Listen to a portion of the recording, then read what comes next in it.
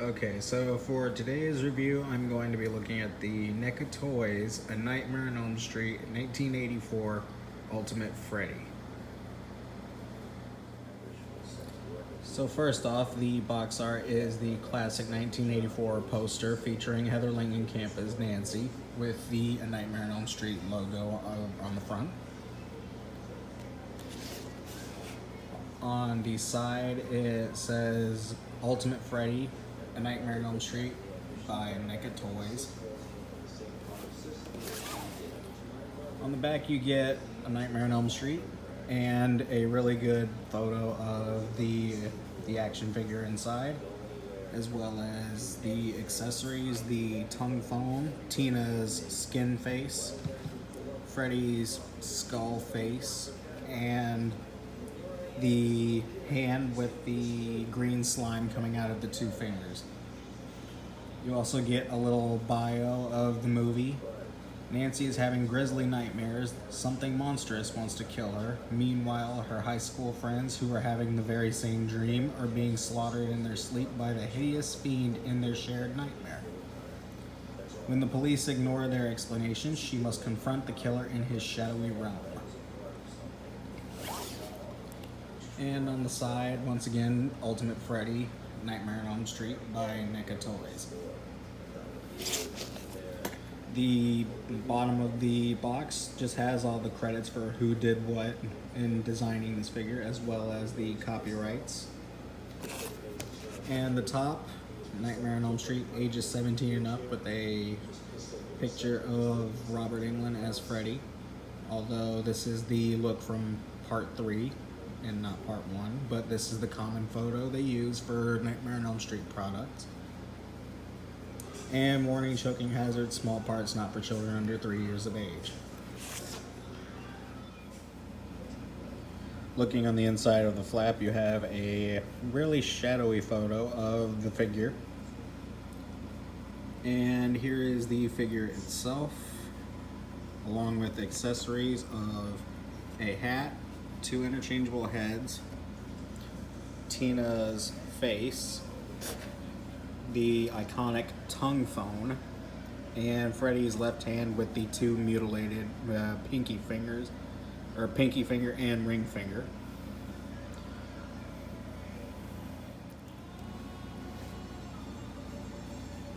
So give me just a minute and I'll have him out of the box and we'll take a look at him.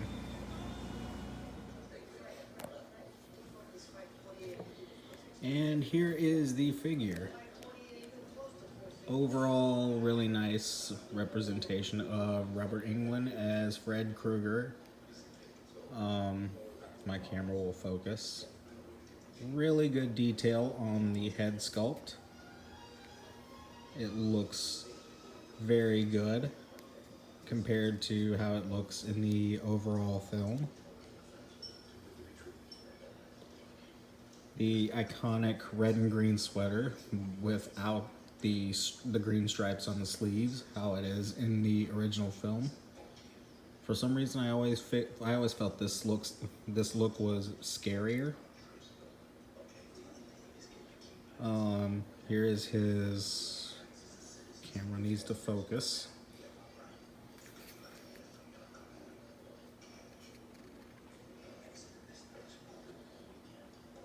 But here is his left hand, and as you can see, there is actually no scarring on it. The only film where Freddy does not have a prosthetic on his left hand. And here is the iconic bladed glove.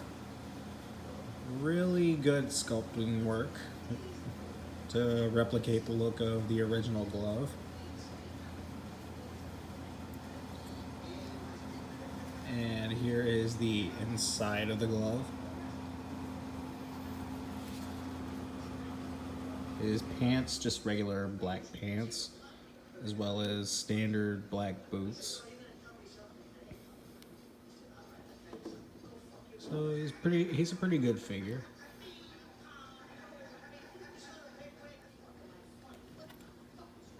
For accessories, you get 2 interchangeable heads. You get this one head, which is Freddy's more angry look. Really nice detail on the burns as well.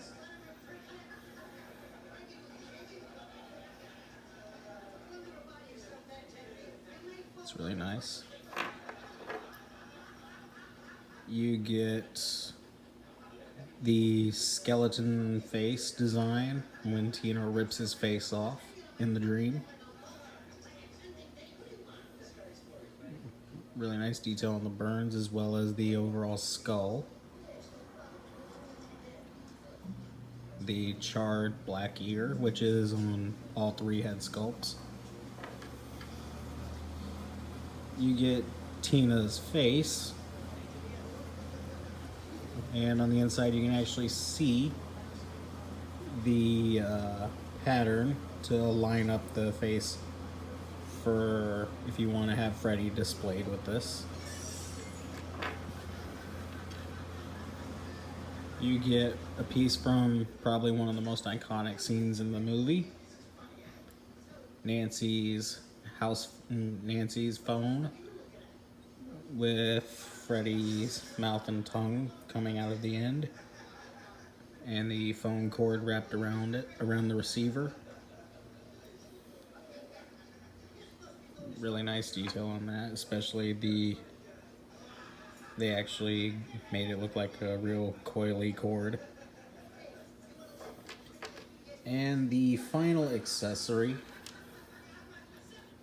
is the charred left hand, the dirty left hand with the mutilated pinky and ring finger with some really nice light green goo shooting out of it like in the movie. Once again, the hand is just dirtied in this film. He does not have any kind of burn prosthetics.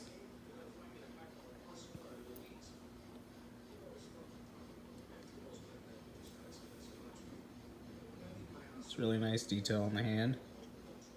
Being that this is a NECA Toys Ultimate Freddy, he comes with a lot more articulation than usual. His head can do a full 360. I'm doing this one-handed, so I can't do everything perfectly, but the arms spin 360 as well as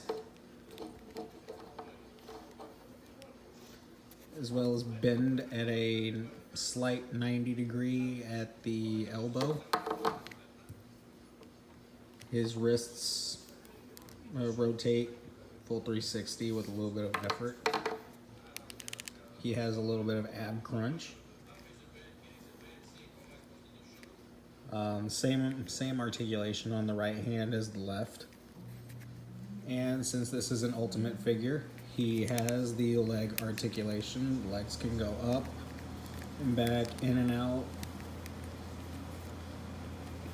They can bend at the knee,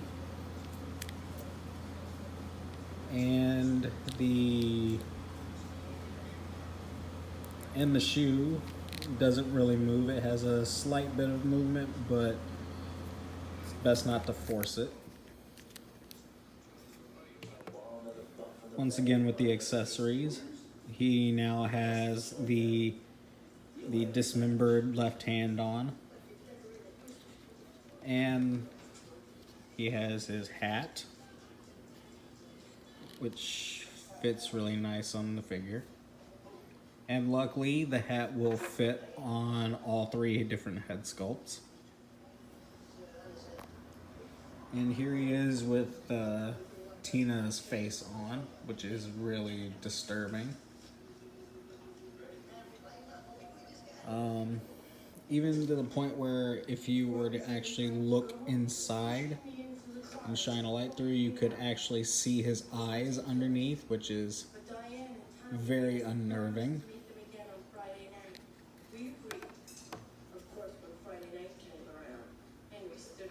One thing though that I have noticed with this figure is that Tina's face will only fit on one head sculpt, and it is the angry head sculpt.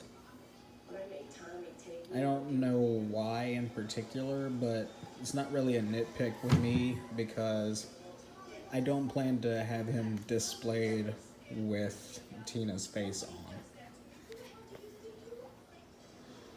And here he is with the final head sculpt, which is the skeleton face. As mentioned earlier in the scene where Tina is attacked by Freddy in her dream and she rips his face off very gruesomely. The effect in the film is kind of hokey now when you watch it, but it's still pretty effective, I think.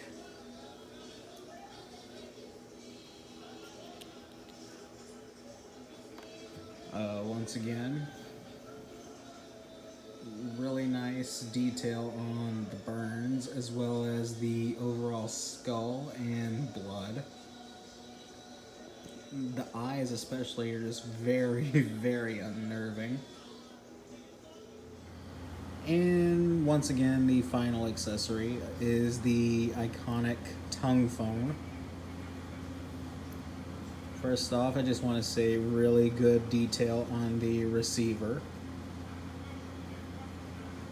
as well as the coiled up cord wrapped around. The nice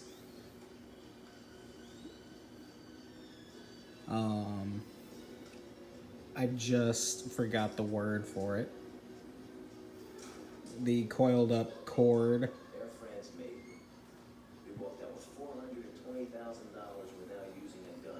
And here's the outside of the phone. Really good detail on the inside as well. There's actual little speaker holes on the mouth and earpiece. The little buttons on the inside. But the main attraction to this phone is Freddy's mouth and tongue. Really good detail on that. Very unnerving. Very creepy and funny scene all in one.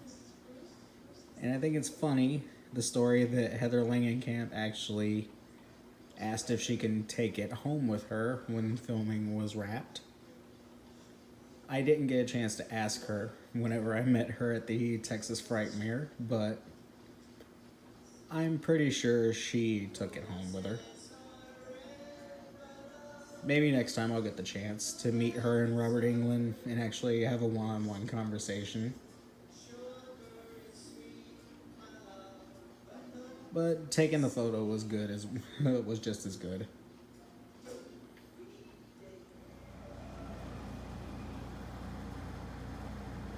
And so that is the A Nightmare on Elm Street 1984 Ultimate Freddy from NECA Toys.